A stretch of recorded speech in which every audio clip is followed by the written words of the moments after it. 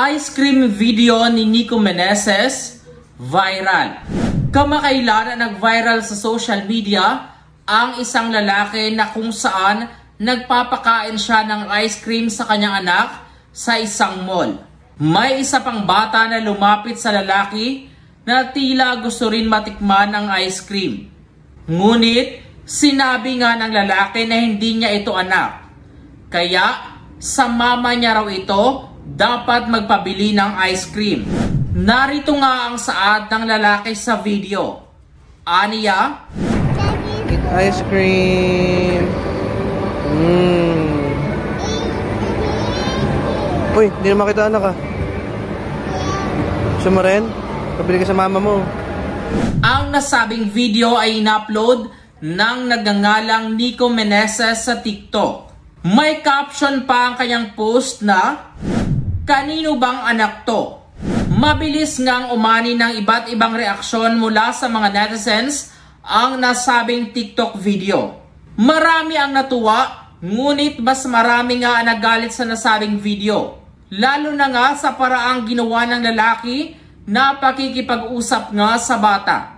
Hinahanap na ngayon ng mga magulang ng bata na gustong kumain ng ice cream sa viral na "Pabili ka sa mama mo" video ang nag-post ng nasabing video. Katwiran pa nga ng netizens na okay lang umano na hindi binigyan ng lalaki ng ice cream ang bata. Pero sana umano'y pinagsabihan niya ito ng maayos na hindi parang binubuli o kinakawawa dahil lamang sa gusto nito ng ice cream. Narito nga ang ilan sa komento ng netizens. Anila, "OMG, I saw this on TikTok. Baby mo pala yan. Naawa ako when I saw this. Look at how he responds sa comment section sa TikTok video niyan. Feeling nakakatawa siya. Hindi ko anak yung bata pero parang may kirot sa mga sinasabi ng guy. Kung yung anak niya ganunin, ano mararamdaman niya?